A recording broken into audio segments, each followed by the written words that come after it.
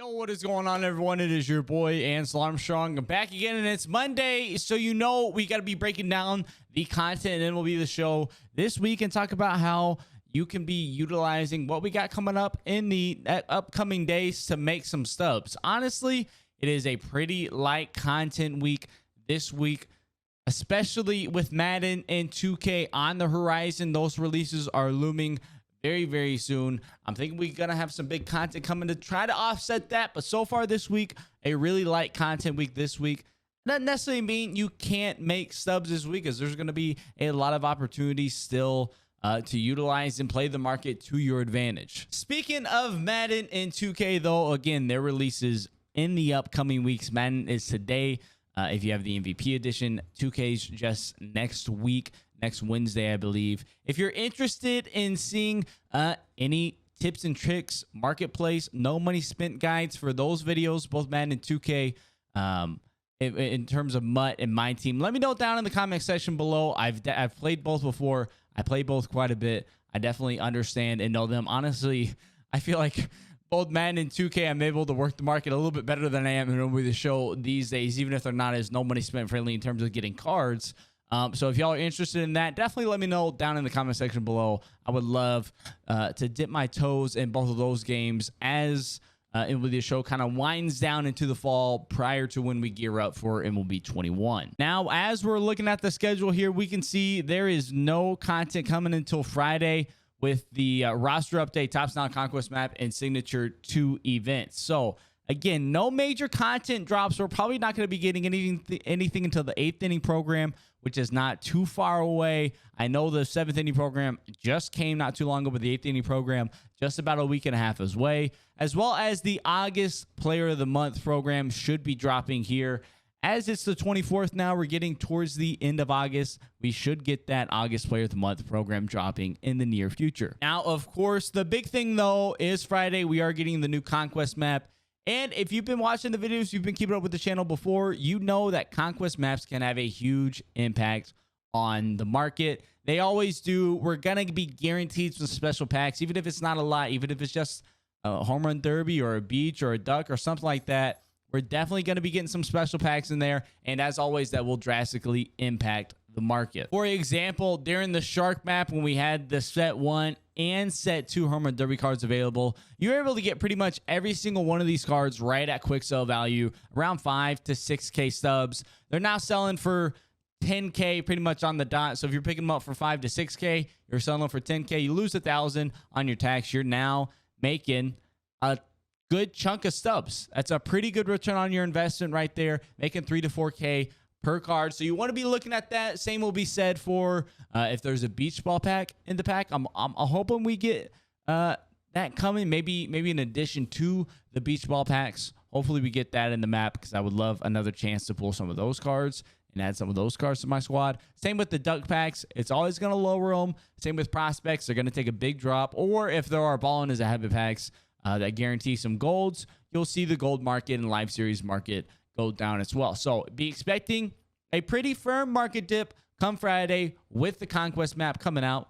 And that's kind of the main investment thing we are going to be looking at, is that when that Conquest map comes out, we're going to have a pretty firm dip. We're going to be able to go in, pick up cards based off that Conquest map, sell them later on in the next week prior to the 8th inning program dropping, because again, that's looking like it's going to drop on Wednesday. It's a lot different. I don't know what the reasoning is for that. Maybe they have something up their sleeve. Maybe it's because that's when 2K drops, so they want to drop an any program on the same day. I'm not sure, but any program is dropping on Wednesday of next week, so September 4th. I'm pretty sure my dates are right there. It looks like it's the 2nd, actually. 2K comes out on the 4th, but the inning program is going to be dropping it, I believe, on the 2nd. So again, it's a little bit different. So you are going to want to be selling cards from this Conquest map. If you pick up any Friday, you're going to want to be selling them pretty quick, because, again, then we'll have another Conquest map with the 8th inning program, plus all of that stuff that happens with that. Lots of huge market dips. So, honestly, I'm going to be a little conservative with what I pick up here. I'm going to try to just get some cards at quick sell value if I can, because it's going to be a quick turnaround between Friday. You'll have Saturday, Sunday, Monday for the market rebound. It's probably not going to rebound a ton prior to the inning program coming out. So, something to consider. something to think about. I'm gonna be pretty conservative, but I can get guys at quick sell. I'm gonna be doing that 100%. Now, speaking of player of the month, we should be getting that soon. This is a potential little sneaky investment opportunity. It could be quite risky, could not pay off. You could lose stubs. You could triple, quadruple your stubs, depending on how things work out. If you've noticed here in your collections tab, if you tab on over, there is a monthly flashbacks tab that is new.